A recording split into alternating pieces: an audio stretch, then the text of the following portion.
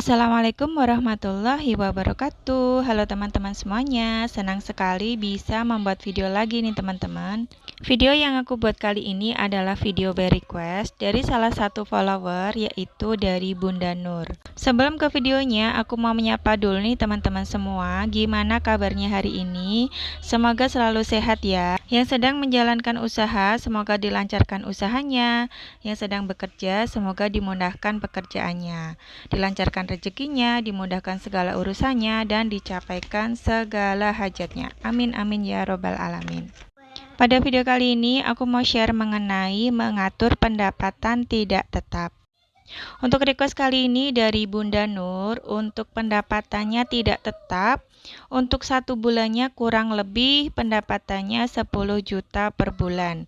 Jadi perharinya kisaran sekitar 200.000 sampai 300.000 rupiah. Dan di total 1 bulannya kira-kira kurang lebih sekitar 10 juta per bulan dengan kondisi 3 anak. Kemudian di sini ada hutang atau cicilan, ada cicilan bank sebesar 1.600.000 rupiah, cicilan motor sebesar 1 juta rupiah. Jadi di total untuk cicilannya adalah 2.600.000 per bulan. Jadi untuk cicilan perharinya adalah 87.000 rupiah.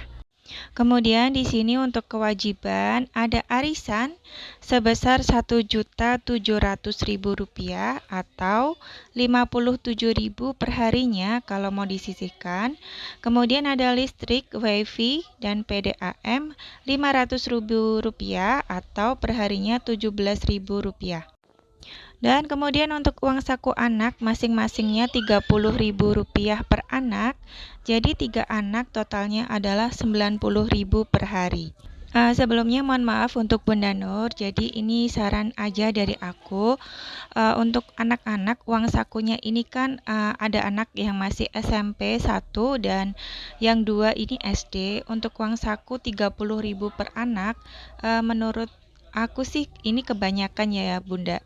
Jadi menurut aku ini bisa diajarkan untuk anak-anaknya bisa menabung lebih dini ya Bunda. Tips hemat dari aku, mungkin sebelum berangkat sekolah, anak-anak bisa dibiasakan untuk sarapan pagi terlebih dahulu. Kemudian untuk sekolah bisa dibawakan bekal. Jadi untuk uang saku anak ini bisa lebih hemat lagi ya Bunda. Kemudian bisa mengajarkan anak-anak menabung, walaupun menyisihkan hanya 2.000 rupiah per harinya. Dan di sini sudah aku total untuk kewajibannya adalah 4.900.000 rupiah. Jadi untuk total cicilan dan kewajiban adalah 7.500.000 rupiah.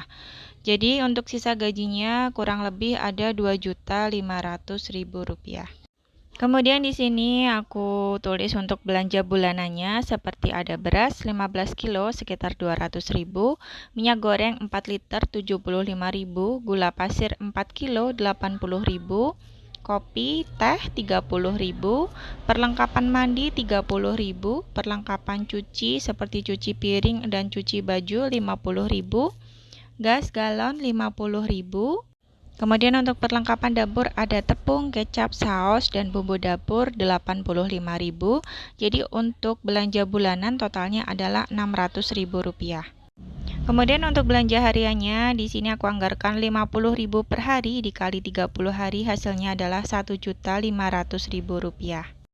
Dan di sini aku hitung untuk kebutuhan bulanan dan harian sekitar 2.100.000 rupiah per bulan atau 70.000 per hari. Jadi untuk tabungannya kurang lebih ada 400.000 rupiah bisa digunakan untuk tabungan dana darurat ataupun tabungan pendidikan anak. Kemudian lanjut, ini aku tulis untuk tips cara mengatur pendapatan tidak tetap. Yang pertama adalah kita harus tahu arus kas keuangannya, yaitu pendapatannya memang tidak tetap, tapi harus dipastikan untuk pengeluarannya itu harus tetap. Makanya di sini penting sekali ya teman-teman untuk mencatat pengeluaran setiap harinya supaya kita tahu nih untuk tiap bulannya tuh kira-kira membutuhkan budget berapa untuk per bulannya. Seperti kebutuhan bulanan, kebutuhan harian untuk makan dan beli lauk sayur, rata-rata itu kalau dihitung tiap bulannya perkiraan untuk per bulannya itu hampir sama ya teman-teman. Kemudian untuk bayar SPP, uang saku anak, juga itu kan pasti tiap bulannya pengeluarannya juga sama ya teman-teman.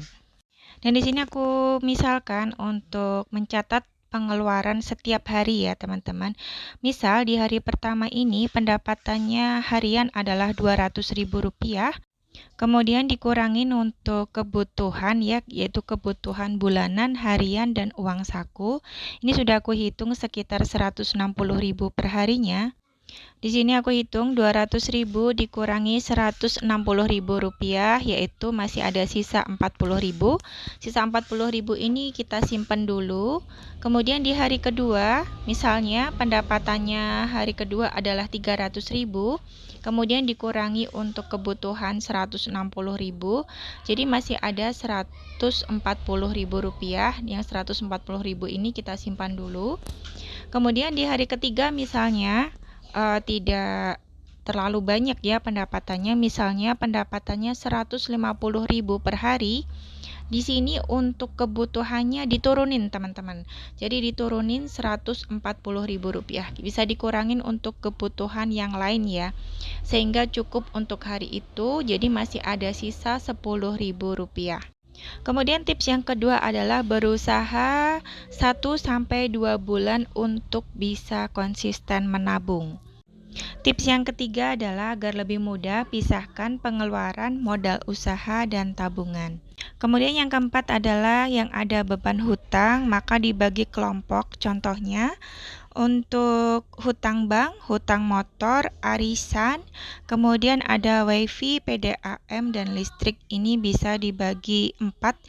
Jadi per minggu ya untuk menyisihkan hutang bank, hutang motor, arisan, wifi, PDAM, dan listrik. Kemudian semua hutang, arisan, cicilan maupun yang lainnya ini bisa ditotal kemudian dibagi 4 ya. Jadi bisa disisihkan untuk per minggunya, atau kalau enggak, opsi yang kedua adalah memisahkan pengeluaran per minggu. Jadi untuk minggu pertama bisa untuk membayar cicilan, hutang, arisan. Kemudian untuk minggu kedua kalau ada sisa uang ya setelah dikurangin kebutuhan tadi, bisa yang minggu kedua untuk membayar listrik, PDAM ataupun wifi. Kemudian yang minggu ketiga kalau ada sisa uang ini bisa kita sisihkan untuk modal ya teman-teman, modal usaha. Jadi untuk modalnya ini nggak terkikis untuk memenuhi kebutuhan sehari-hari. Jadi usahanya bisa terus maju dan berkembang ya teman-teman. Kemudian untuk minggu keempat ini bisa digunakan untuk menabung, jadi bisa untuk persiapan gajian bulan depannya.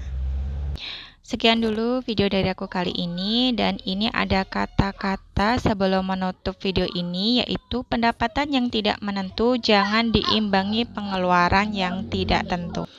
Jangan lupa untuk mencatat pengeluaran setiap harinya. Jadi untuk pengeluaran pastikan selalu tetap per bulannya walaupun pendapatannya tidak tetap. Terima kasih teman-teman yang sudah menonton video ini. Terima kasih yang selalu mensupport konten yang sederhana ini. Sampai jumpa lagi di video selanjutnya. Wassalamualaikum warahmatullahi wabarakatuh.